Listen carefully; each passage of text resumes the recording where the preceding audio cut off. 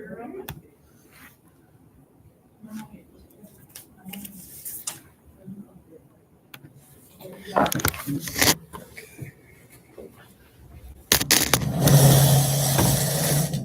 you ever had sweet sauce on pizza? Oh yeah, it's a good thing. I've never. The only time I ever had it was bacon, I think. That was a good combo. It's been years, I think, since I. I called and ordered pizza, asked for sweet sauce, and they just like acted like I was dumb. Like I had no idea what I was talking about. Like they'd never heard of it before. Yeah. Where I live. They used to have it at all places. Yeah. The Treasure Lake one stop. They used to have a really good one.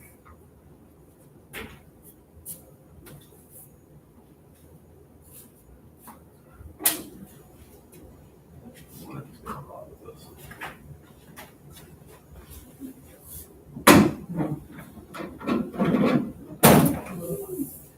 Here we go.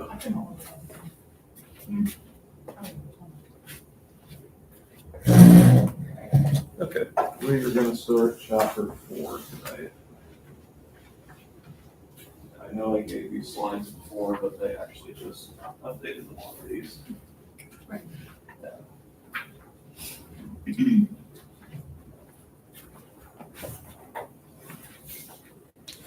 I will say a lot of the math that's in this chapter is going to be based on compound interest. That's going to be the big thing here. What did we do on Tuesday? Tuesday we took the exam. Oh yeah. Yeah. But essentially chapter 4.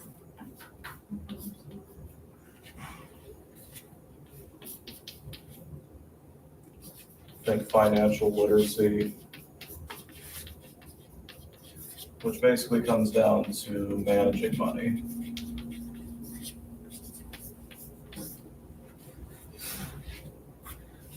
Just because once you graduate, you get your degree, you get that first job, it starts paying you nicely. You're going to start making some of this, and you're going to have to do some things in order to make it work for you, as they say.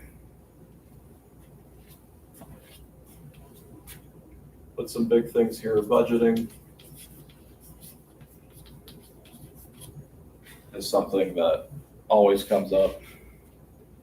Probably something that you deal with now, I'm willing to bet. Basically, money coming in has to be greater than money going out over time. And if it's not over a long period of time, that's when bad things happen, essentially. But being purposeful with your money is going to be the key thing there. But we'll talk different things with loans. This one's a big one. Taxes. Two things you can't avoid in life. Taxes, and you know what the other one is? The old saying. Death. Yep. Can't avoid death and taxes. Wow. It's gruesome. Very gruesome. Very cheerful, though, at the same time, right? But then budgeting not only for yourself, but then in terms of the bigger picture, too. Of like the global economy, the US economy. Because what happens out there can also affect what happens to you with your finances, too. Especially where you decide to put the money that you make.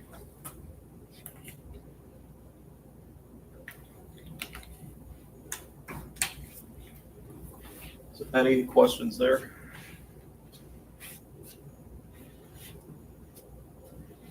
Okay. A lot of these are probably going to be common sense, but they are important.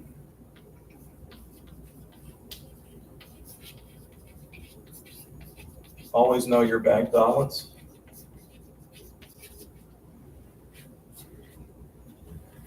May not have to be to the penny per se, but just a rough idea. For example,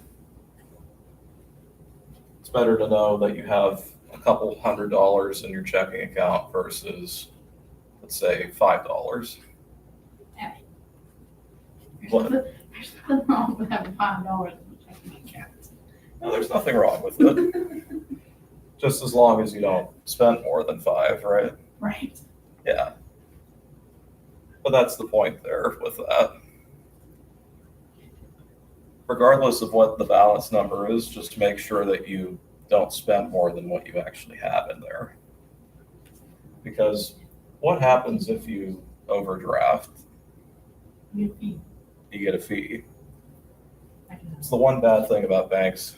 Like whenever you're kind of down, let's say, in terms of money, they tend to like kick you while you're down with those fees there. So it's just a good thing to avoid in general if you can.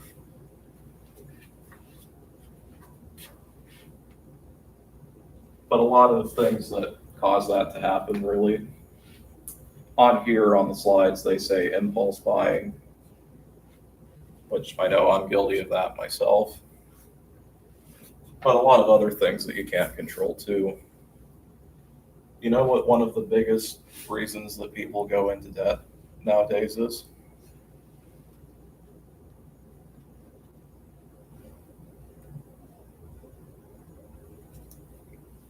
I know. No idea? No. You might think things like student loans or mortgages, but believe it or not, it's healthcare expenses. Yeah. Say someone has a major thing happen to them, they don't have insurance, and then they're stuck with a huge bill. What is it you just don't pay? Well, what can happen, say you get something done here at Penn Highlands, they can turn that into collections, and it would basically act like a debt collector. Wouldn't that be a Situation. violation of HIPAA? Not necessarily. They wouldn't have to say like what the procedure was. They would just have to say like you owe this and didn't pay it without going into detail. But I'll just give you a prime example. A couple of years ago, I actually lost 100 pounds, believe it or not. But before that, I actually suffered from kidney stones quite a bit. I actually had one that wouldn't pass, so I had to have surgery to take care of it. Any idea what the bill would have been had I not had insurance? Probably around Yeah, you're in the ballpark. Yeah. like 90, 80 to $100,000. Luckily, it wasn't that much, but even still, I think the bill, when it was all said and done, was like 42. But it was an inpatient one, so I was out the same day. Had I stayed overnight or something, it probably would have been close to I know, 100,000. I had my gallbladder out. It was a lot of money. I believe it. A lot of money. Yeah. But basically, the point of that is sometimes stuff happens, and the more you can do to prepare yourself to handle those kinds of things, the better off you're going to be with that. And it's very easy for situations to snowball like that. A lot of people are really only one major life event away from something like that happening to them. But if you go to the example near the bottom of that first page there, it says Cassidy has begun keeping her spending under better control, but she can't fully pay off her credit card balance. She maintains an average monthly balance of about $1,100, and her card charges a 24% annual interest rate. How much is she spending on credit card interest each month? So the balance that she has roughly is the $1,100.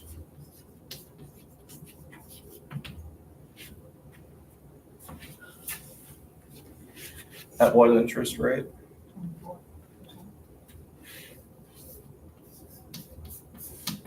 At 24% for an annual rate.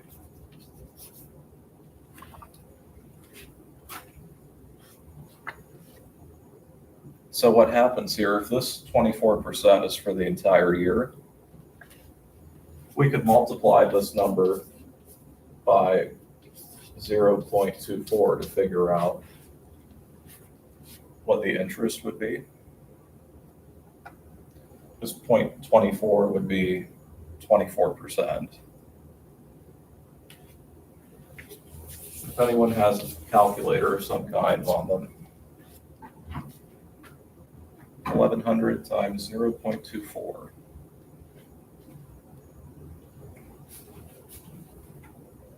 $264.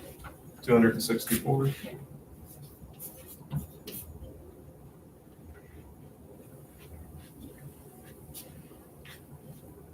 So in other words, this is how much interest is going to accrue over a year of just letting it sit there.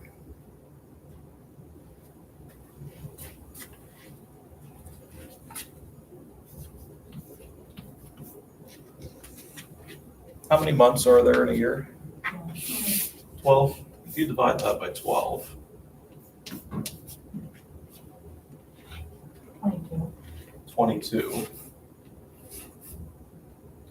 So in other words, she's going to be paying $22 a month in interest.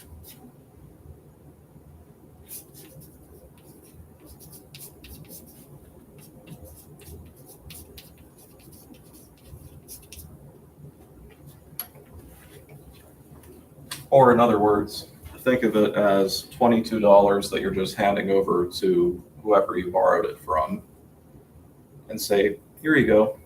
Thanks for letting me borrow this, on top of giving them what you borrowed in the first place. Why? Why? Like, why do? Like, why do they charge this kind Yeah, of like interest? why? Like, It's pretty much so they can make money off of it. But at the same time, credit card companies aren't really your friend. What they try to do, they try to get people to borrow this kind of money, for example. And the hope is that they will make either the minimum payments or no payments at all, so that this number keeps going up. If that keeps going up, then the amount of interest that you pay keeps going up. And they continue to make even more and more off of the interest. You know how I was saying, like, the snowball thing? That's what credit card companies are trying to do whenever they charge 24% or something like that. I have a question. Mhm. So, since it's like annual, Mhm. why wouldn't you like multiply the first 1,100 by 12, and then take the interest from that? Well, if we multiplied it by 12, so if we did that, that would be the 13,200 there. That would be for an entire year. Assuming that she didn't pay anything off at all, that she was keeping the balance around 1,100 there. But say, for example, she wasn't paying it and she just kept spending that every month, then that's how much she would put on there per year. Okay. Yeah. But it would work the same way there, just with a larger number. Yeah. Does that make sense? Yeah. Okay. Any other questions about that?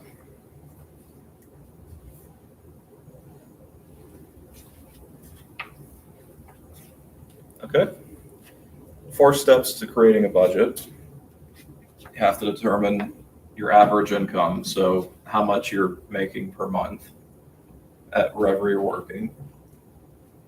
Figure out how much you spend a month or your expenses. Figuring out the net monthly cash flow. So when I say cash flow,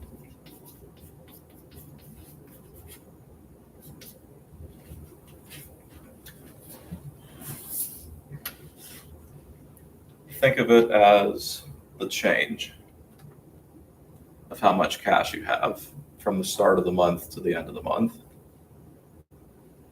So in other words here, let's just say I pull my wallet out here.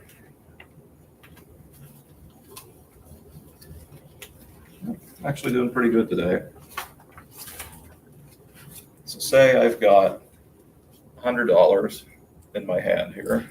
You just keep that money in your wallet? Not usually, but I just had it with me today. That's brave. Yeah, it is a little brave. But say we're at the start of the month here. And then say throughout the month, I decide, I'll just use this since you have it here, I decide to go to Fox's, get some dinner. Is $20 a reasonable estimate for that? So now I have $80. 80 in my hand. What's the change? Well, are we at the end of the month? Yep, say that was the only thing I spent that month. $80. Well, 80 would be the final amount, right? Right. But if I started at 100 and then I ended at 80, So 20. yep, so it's a change of 20. So it's $20 to go from the 100 to 80. Right. But it's a negative 20 because I'm going down over time. So the net cash flow there is negative 20.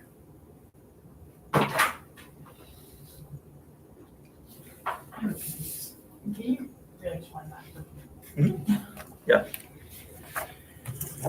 So $100. I spend $20 on dinner one night out of the month. So now at the end of the month, I have 80. And that's your cash flow? No. That's the final amount that I have at the end of the month. But the cash flow is going to be how much of a difference there is. So think of cash flow as how much you spent. Okay. Yeah. The flow of the cash outwards, not back in, it's outwards. Mhm. I thought that cash flow was the change was. No, Okay. I understand. Okay. But then like similarly, say I had 100 and then I got $20 for doing something. So then it would be positive 20 for the change.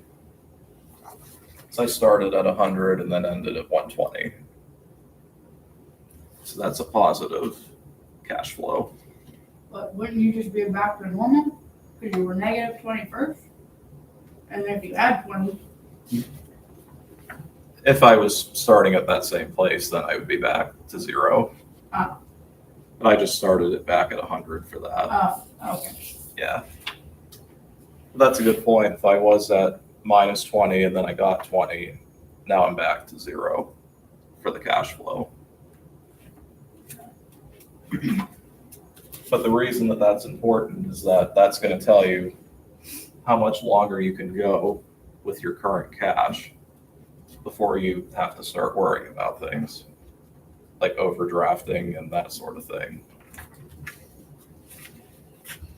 And then if something's not working out budget-wise, you can always adjust. There's nothing that says you have to spend money a certain way. But if you flip the page in the notes,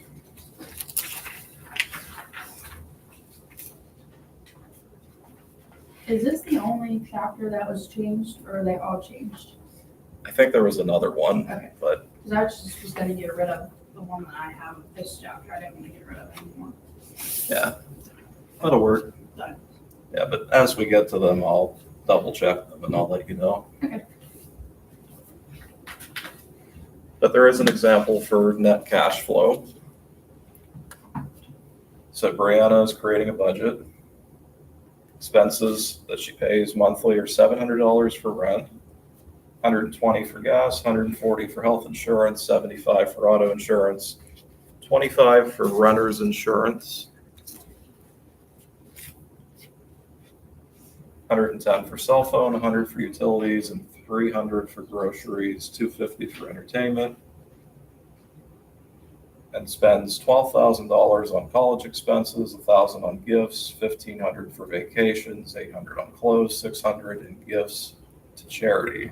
Wow. Where is she getting her money? So to figure out how much she's spending, we would need to add all that up, right? A lot.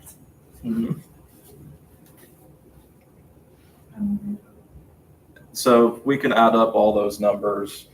So 700, 120, 140, 75, 25, 110, 100, 300, 250. 700 plus 140 plus 140 plus what's the next one? 75 plus 25, 110, 100,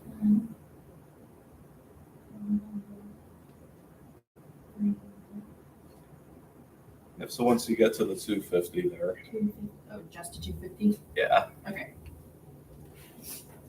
1,820 1,820. is what I got at least. That matches what I got.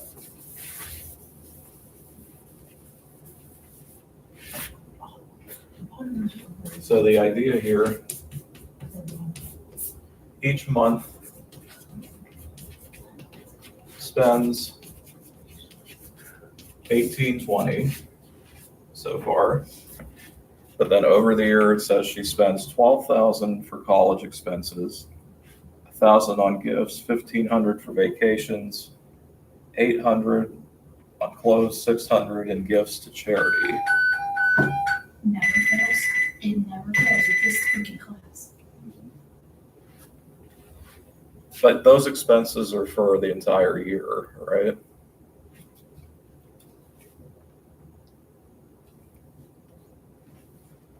So if you add all those up and divide them by 12, we can just add them on to the monthly expenses. So let's see.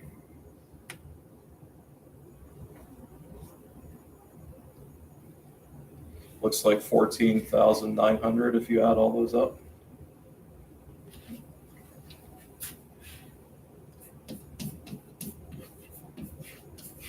But that's for the whole year, so for each month, it would be this number divided by 12.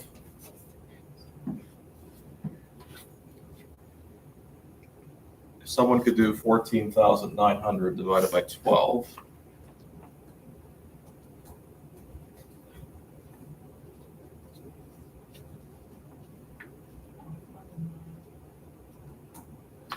$1,241.6 repeating.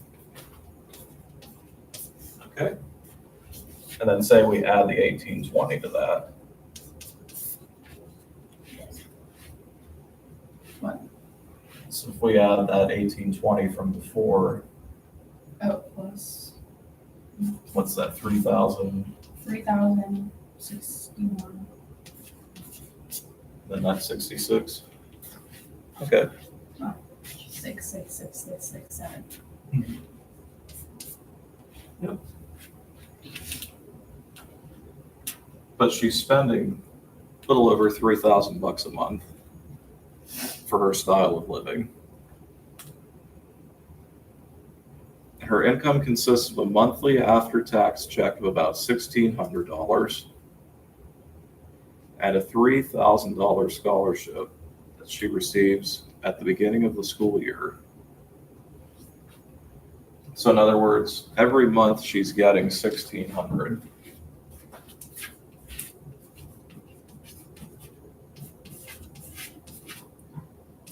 Plus, and then she had that 3,000 scholarship. But how many times does she get that? Once. And that needs to last the entire year, right? So if we wanted to figure out how much good this would be each month, we would need to divide this by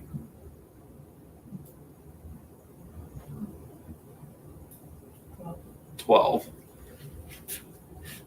So 3,000 divided by 12.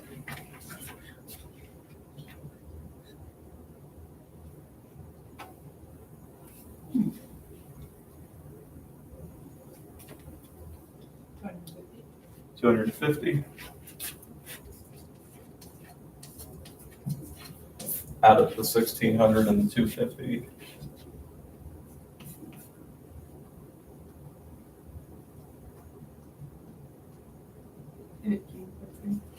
$1,850.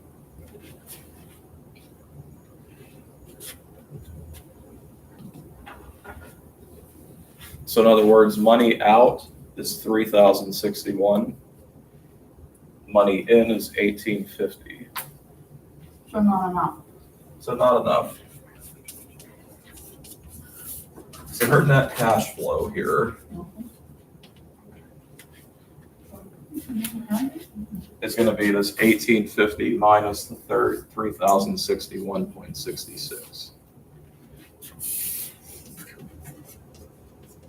Wait, what is 1,850? 3,000. So in other words, 3,061. cash flow is money in minus money out. Oh wait, I'm doing it backwards. Minus. Negative 1,241.66. So negative 1,241.66. You said?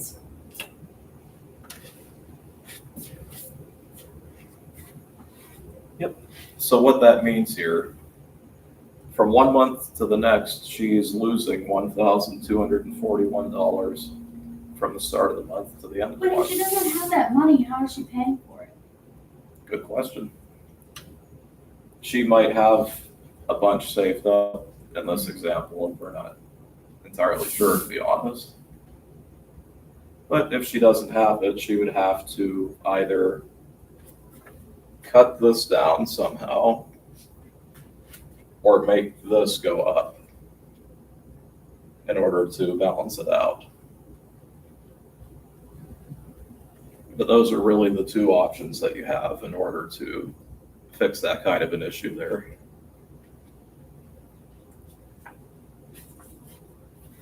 Any questions on how the cash flow works?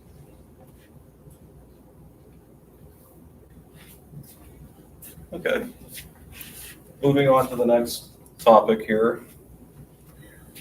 And I alluded to this a little bit already. Insurance.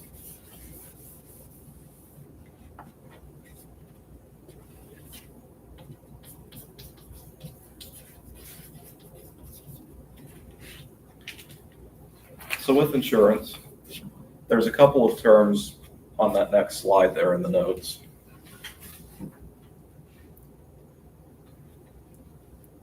Any of you have insurance for just anything in general? Yes. Okay. Have you ever had to pay a premium? That's what you, I paid the premium to get like the policy, like the insurance policy on my car. Yep. So like car insurance, you probably pay that like once or twice a year. Yeah. Yeah. And then there's like, if I wreck or something, like then there's a deductible that I have to pay and then they'll fix it. Yep. So It's like $500. I can give you an example of this. Last year, actually, around this time, I was going down to Pittsburgh, and a deer decided to run out in front of me. I was on 28. And there's a deductible that you pay in order to fix it, but They fixed it. I did that, and I did not have full coverage on my vehicle. I had to pay $5,000 for a door. Oh, And That's that rough. was mine. See, now mine is like half. Like, Mhm. they'll pay for it if it's not my fault. Like, if someone were to hit me or like rear end me or something like that, like, then they'll pay for it. Now, if I wreck, like, if I hit a deer or something like that, like, then they won't. Because I only have like partial coverage on it. I see. Yeah. Yeah, that's rough. Wow. Too fucking broke to pay for full coverage. It's too expensive. Insurance is expensive. I'd rather drive slowly and carefully than. I was driving slow, but this deer came out on the other side of the road out of nowhere. That's what happened to me. Yeah. Them things freaking cook on 28. Like, they'll like just shoot out of there and like they won't stop. They just like Oh yeah. freaking cross you with cars on 28. Well, I'm used to the Treasure Lake deer Yeah. that are basically like giant dogs. So, like literally, you can put your hand out Yeah. and feed them, and they'll come right up to you. So, but then the other term they have on here is co-payment or co-pay. Think more like health insurance. Anytime that you visit the doctor or something, that's usually where that shows up. There.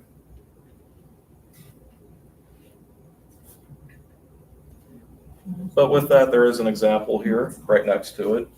You had an accident of some kind and end up in the ER, receiving a $7,000 bill for your treatment.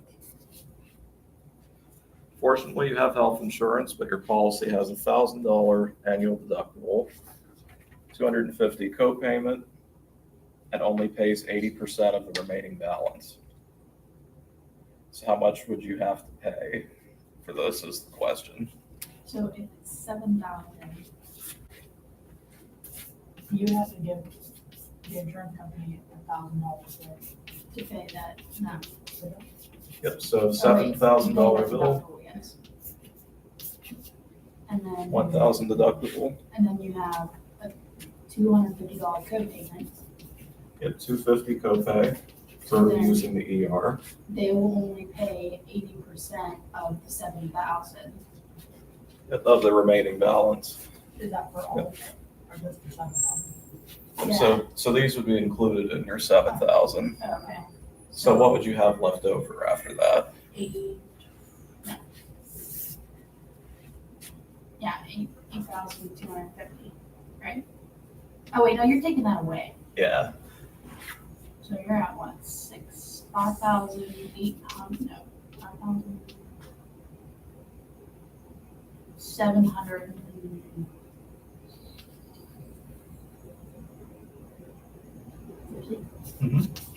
so that's how much is left on the bill. If you take 80% of that, of the 5,750.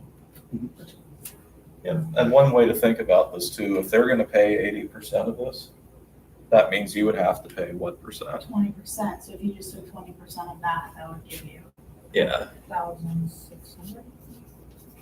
so that's what, so So they'll 20 pay 4,600. That's the like 80% of it.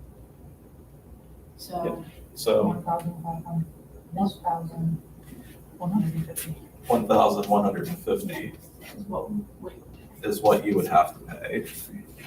So then you got 1,250 and the 1,150 that we would need to add up there for your total amount that you would Wait, what? pay. we would have, Because you're already gonna be paying oh this. yeah, But then you also have to pay the remaining that. 400. Yep. 400. Yep, so in total, you will pay $2,400.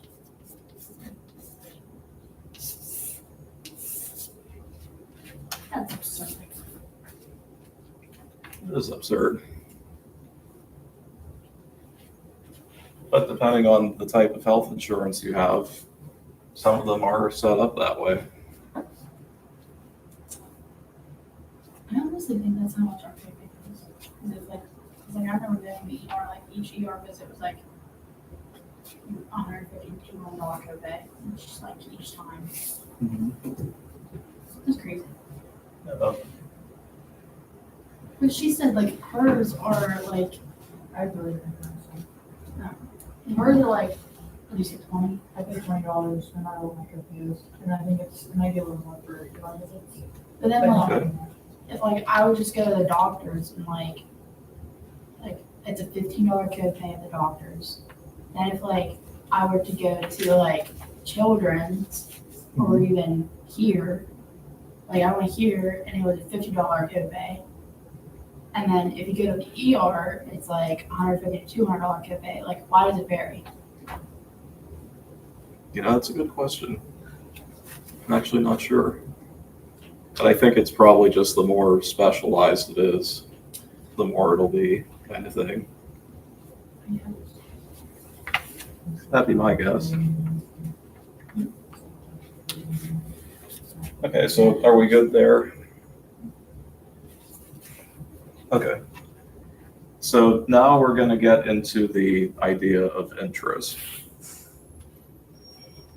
Now there's some definitions near the bottom of that page there. Principal. Think of that as how much you borrowed or your starting amount.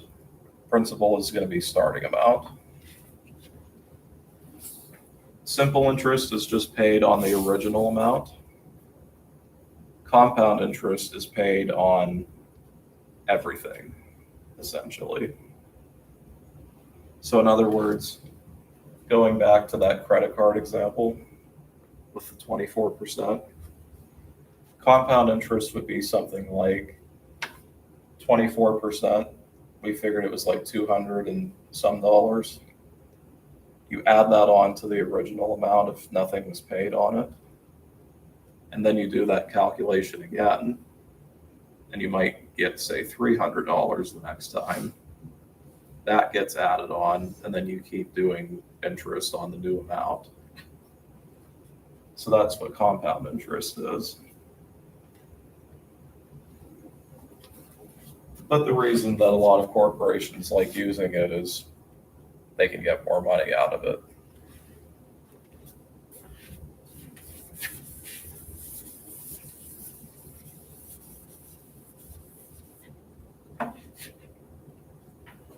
So there's a couple of formulas here. First one is going to be simple interest.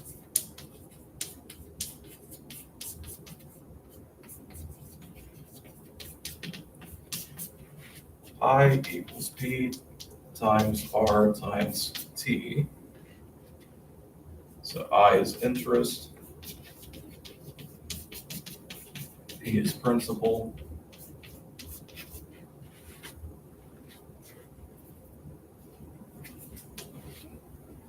R is the interest rate,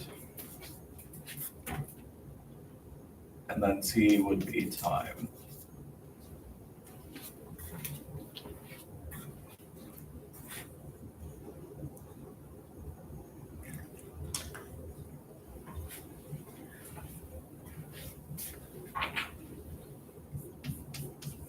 The new or accumulated balance is the principal plus the interest.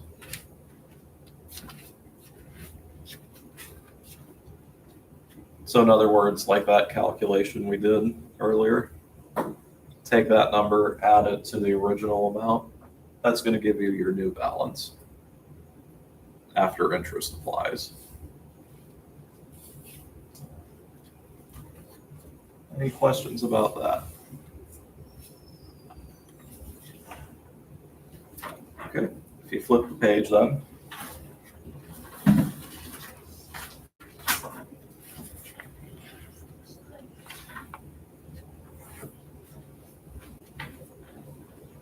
Here's an example.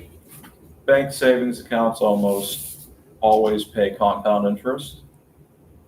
Savings bonds usually pay simple interest. suppose you invest $1,000 in a savings bond, pay simple interest of 8% per year. How much total interest will you receive in 5 years?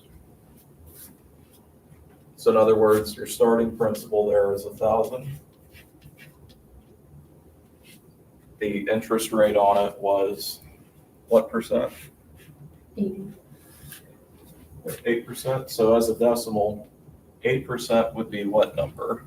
0.08. 0.08.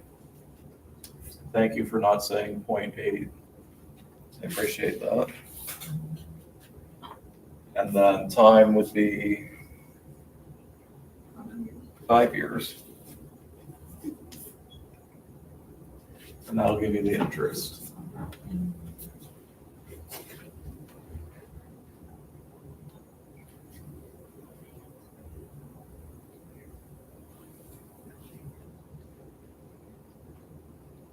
So if we can do 1,000 times 0.08 times 5.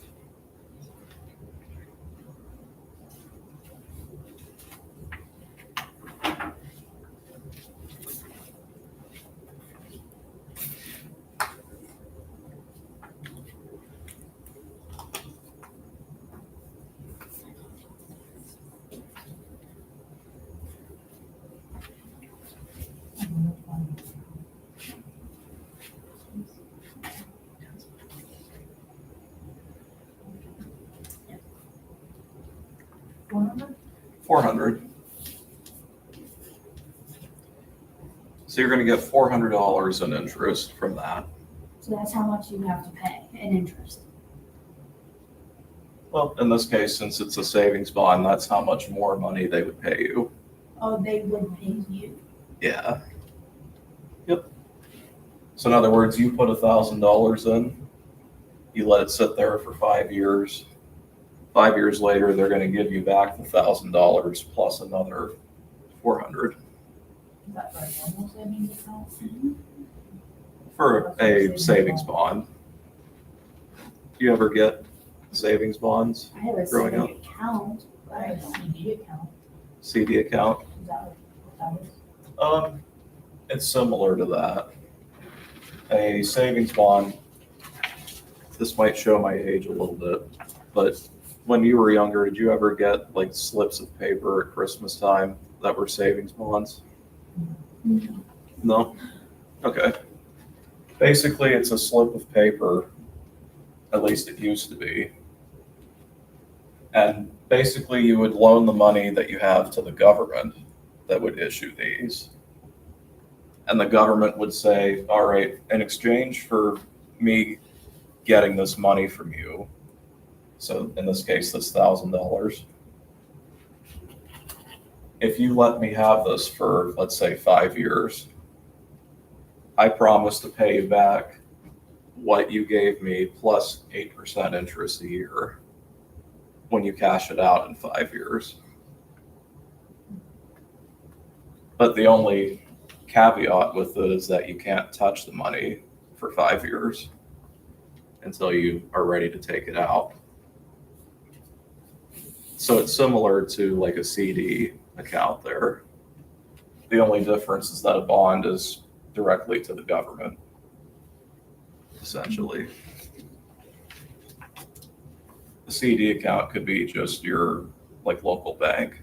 Well, now, see, we have CDs for like our fire hall, and like sometimes, like if we don't want to take them out, if we don't need money, we like roll them over, Mhm.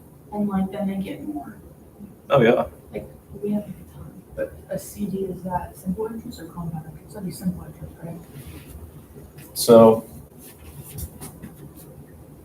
for one length of time that it's in there, it would be simple interest.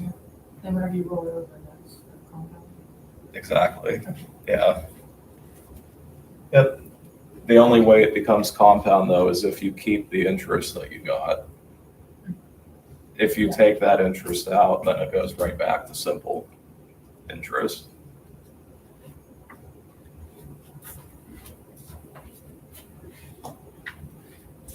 But then that leads us into compound interest. So for compound interest,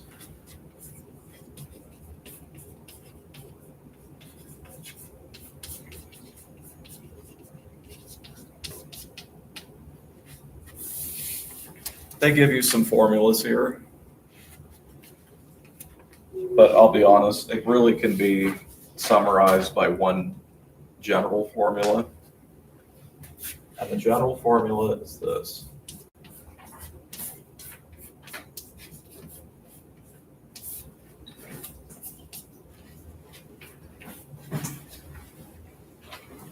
A equals P times the quantity 1 plus R over N, all raised to the NT power, is the general formula for compound interest.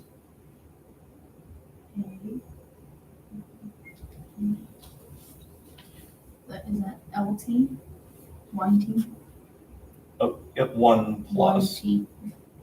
Oh, wait, 1 plus. Yeah, Oh, okay. yeah. Mm, Yep, 1 plus R over N That's fine. raised to the NT power. And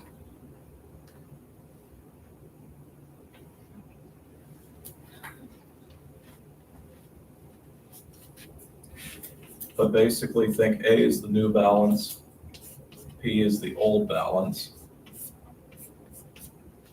times 1 plus R is the interest rate.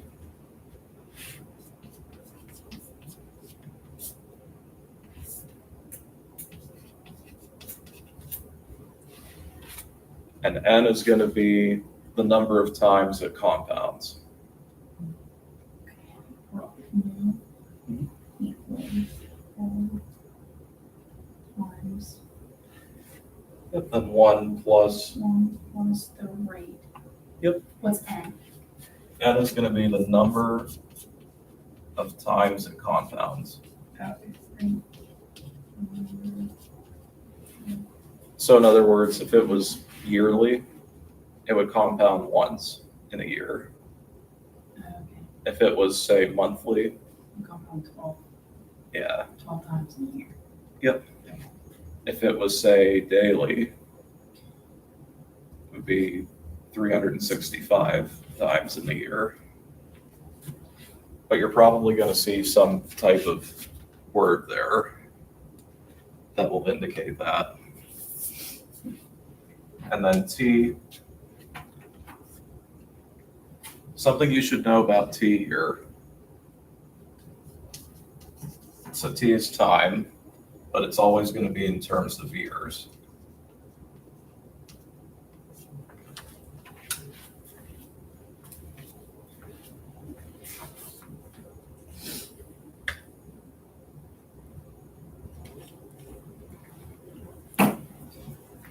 So in other words, if you had that CD and you kept it in there for a year, time would be 1. If you kept it in there for 2 years, time would be 2. If you kept it in there for, say, 6 months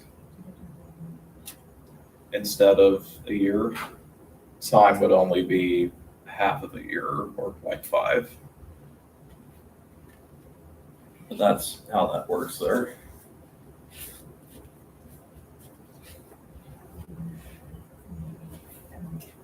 Any questions about how that works there? No? Okay. Say we go back to this example with the savings bond, the $1,000 at 8%. Say it was in an account that compounded at 8% a year using this formula. So A would equal 1,000, because that's what we put in originally, right? Times 1 plus 0.08.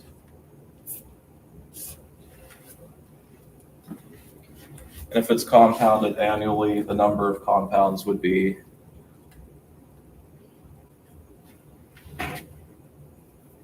Wait, if it's compounded what? annually, or yep, once a year. Once a year. I just realized I wrote rate up here. It should be number of compounds for the part of the exponent here. But in other words, same thing that goes with n down here. So then 1 times, if it's in there for 5 years, t would be 5.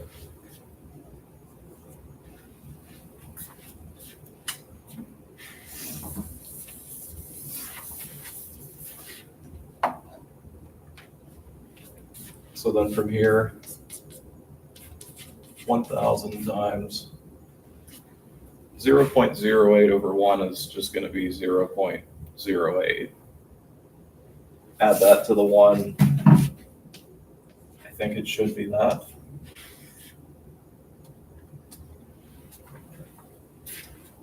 Just adding what's inside the parentheses. All to the 5th power. So your 1 and your 5, because your n is 1 and then your t is 5. Would you just multiply those? Yeah. Yep. So you multiply the 1 and 5. Yep. In order to get that exponent there. If it was like a 2 and a 6, you would multiply that to get 12. Yeah. Yep. But then the only thing when you're typing this into a calculator, make sure that you type this part in first. Before the 1,000? Yeah. Why? Just because if you type this in like exactly as it's written Go there, ahead and multiply the 100 times that. it's going to multiply the whole thing to the 5th power. And it's one of those order of operation things that the calculator will do. But if you do 1.08 to the 5th power first, what would you get in the calculator?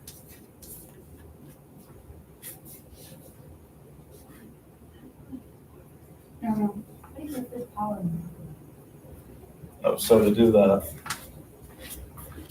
I think I do it on my, actually. Yeah. Yeah, that's what I do on my phone. yeah, I can show you how to do it on your phone here.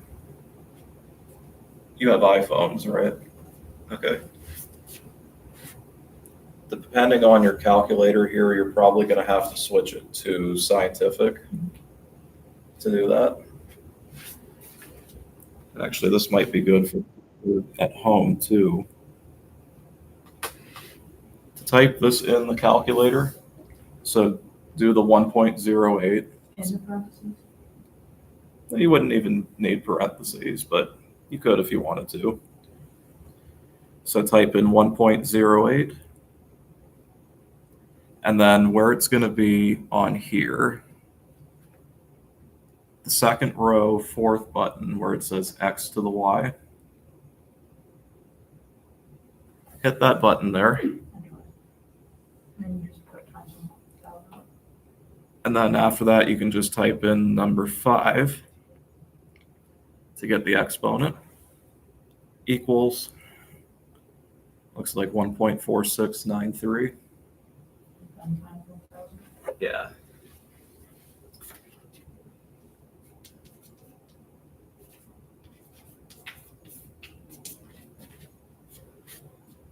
$1,469.33.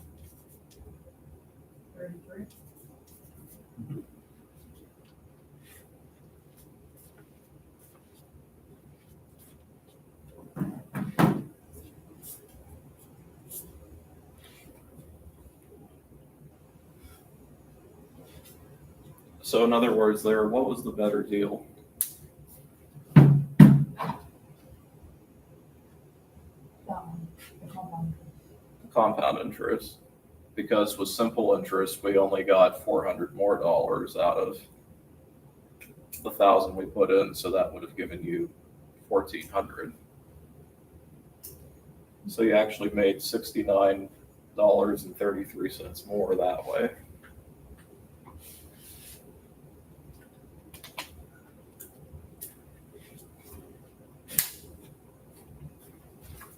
Any questions on how that works?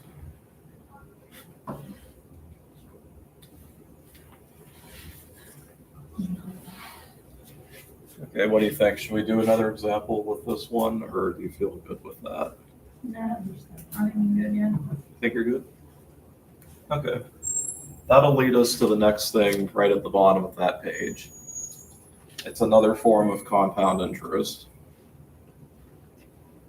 But essentially, the reason that this other one exists is because, remember how I said credit card companies and banks, they're not really your friend? And they're kind of greedy and they want to make as much money as they can. This last method here maximizes the amount that they can get. And basically what happens here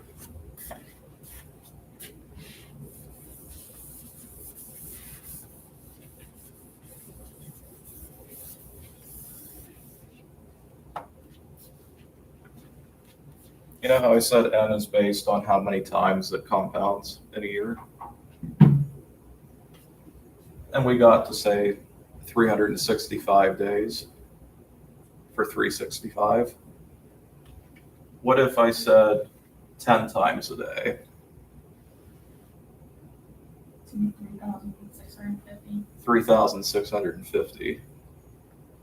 Or if I said, say, 100 times a day, 36,500, right? The idea is that, say, someone at this credit card company just decides, I don't really want to wait around to collect my money here. What if I just keep hitting the button on my laptop here over and over and over again? So much so that I can't even keep up pressing it to collect the interest. So essentially what happens here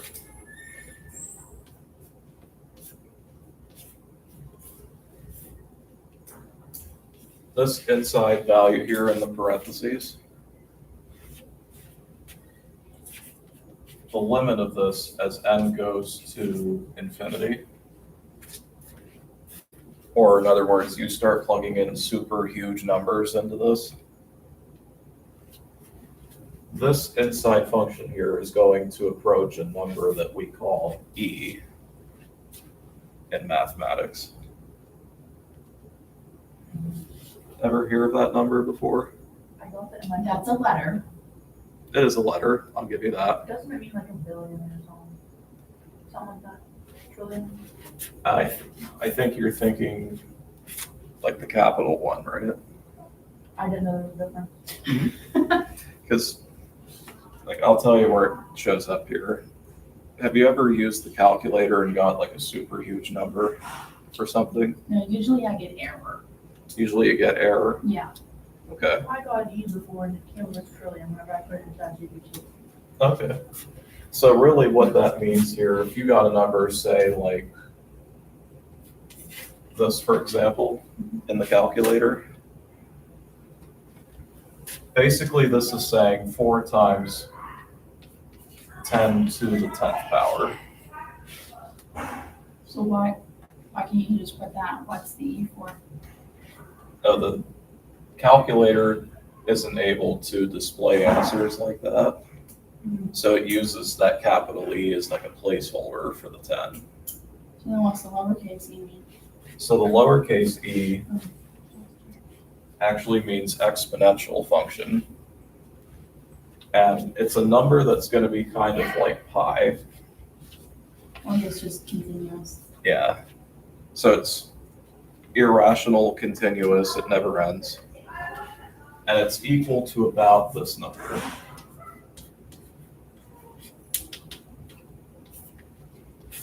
About 2.7178.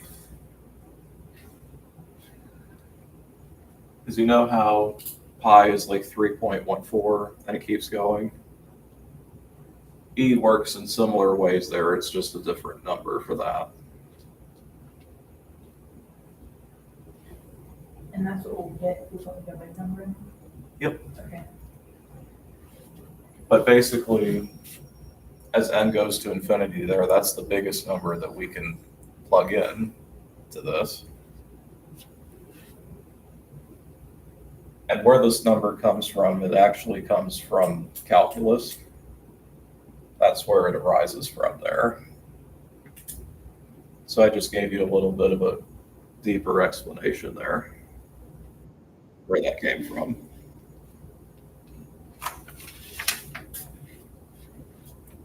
But does that make sense though with this capital E versus the lowercase e now? Okay.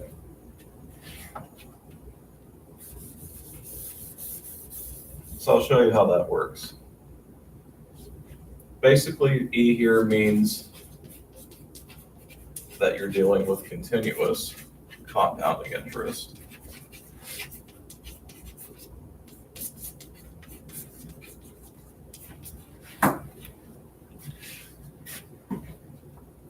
So when you're looking at problems, particularly in that homework online, if you see the word continuous anywhere, that's the clue here that it's going to be this formula. Which formula? It's going to be Okay. this new formula here. P times E to the RT power, Oh. which is that last formula on page 3 there in the notes.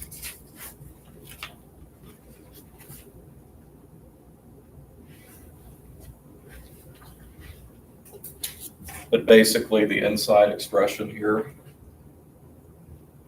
is being replaced all with E. So that giant parentheses there is basically becoming E in the process. But if we do that example again with the $1,000 at 8% for 5 years, so 1,000 times E to the rate would be 0.08 times 5.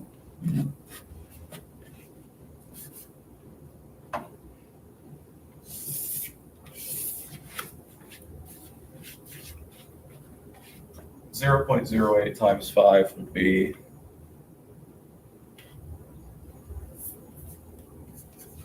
0.4.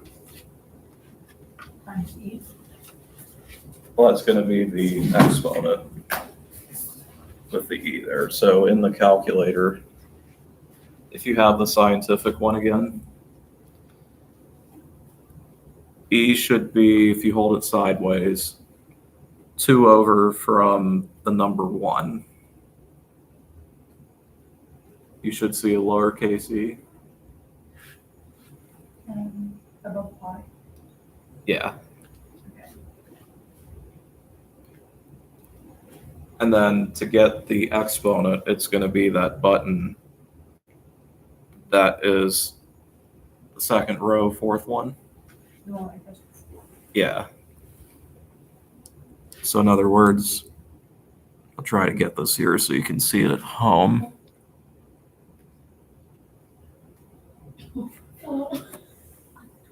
X to the Y.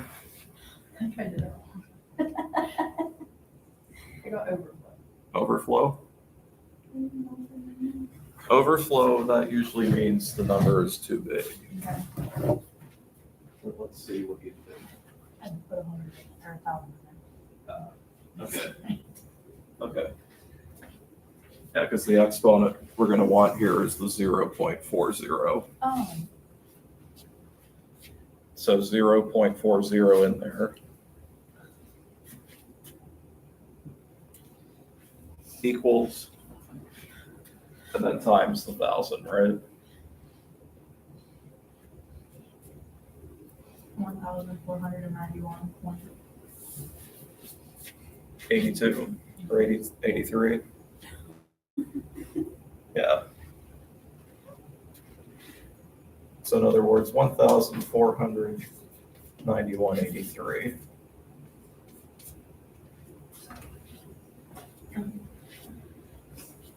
But even more money out of that than you had the last time. But anyone that's loaning money or is having someone pay them back, they're gonna want to use this as the way that they calculate interest. So you get the most out of it? Yeah. So in the case of that one, 91 more dollars than the simple, and about 25-ish dollars more than compound, at least annually.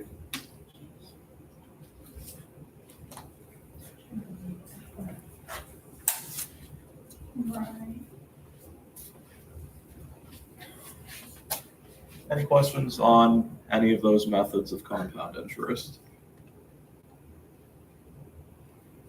My head hurts. Your head hurts? Yeah, You okay? this is a lot. It's a lot. This is like every 4. I get that. Well, let's see where we're at right now. I'm looking at the next page here. The next page is going to start getting into Excel. So I think that might be a good thing to save for the next time. I agree. I don't even have the Excel. Yeah. But one thing I think we could do here, since we have a couple of extra minutes, any of you have any questions about money or finances? Anything you've been wondering about? Where do they get these numbers? Like for E? Where do they get the numbers? Yeah.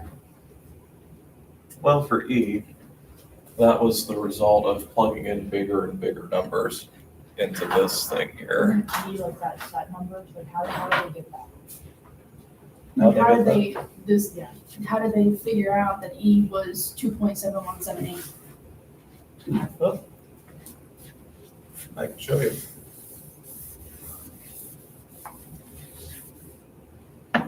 Like say we have n equals 1 in that expression. So if you plug 1 in for n into that, so 1 plus 1 over 1 to the 1 power. 1 over 1 is 1. 1 plus 1 would be 2. 2 to the first would be 2. So when m is 1, this whole thing equals 2. But then once they did that, they started plugging bigger numbers in for n.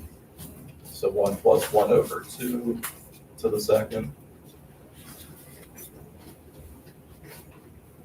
1 plus 1 over 2 would be 1 plus 1 is 2 to the second power of 4. No. 2 to the second power. well, like just the inside parentheses, the 1 plus 1/2. 1.5. Whoops, 1.5. But we're dividing it. But 1.5 is really like 1.5, right? Right. To the second To- power To the second. would be 40. Close. If you have a calculator on you, try typing that in and see what you get. Because it's really 1.5 times 1.5. Oh,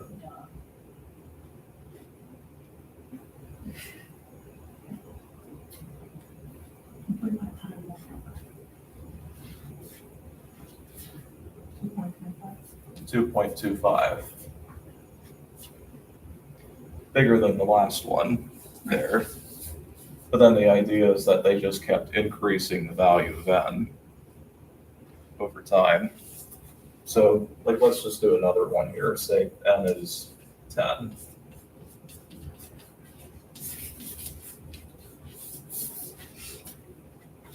So it would look like that then, when you plug the 10 in for n. So this would be 1.1 to the 10th power.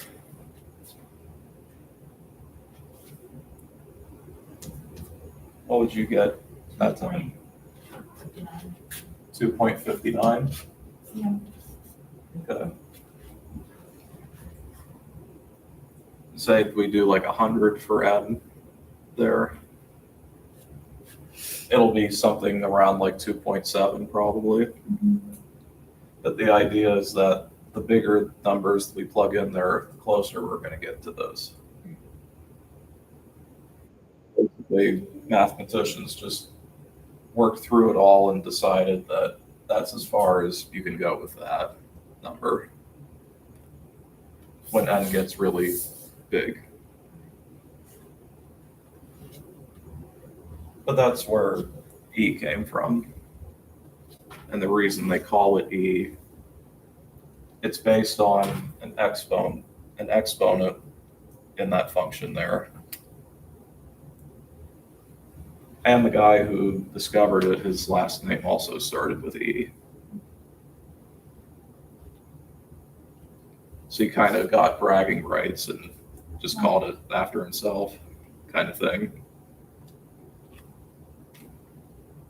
His last name was Euler, if you're curious.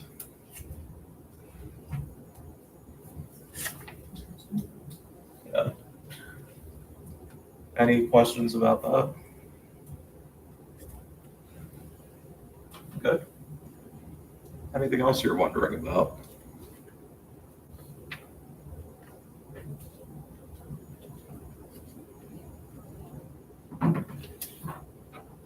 I'll come back whenever I have questions about taxes. Okay. That works. We'll probably get to that here in the upcoming classes, I bet, so, Like, yeah. like real taxes? Like federal taxes and state taxes, local taxes, yeah. I will just give a disclaimer, though, I'm not legally allowed to give tax advice by any means, Why? just because I'm not like a public accountant of any kind. Do you do your own taxes? Nope. I'll be honest. But my fiance actually is about to become a CPA, so she'll be doing a lot of this kind of stuff. More power to her is all I can say. Yeah, really. Never heard of me. Yeah. Yeah, taxes are a very complicated thing, that's for sure. But I can tell you what I know about them when we get to it, if nothing more.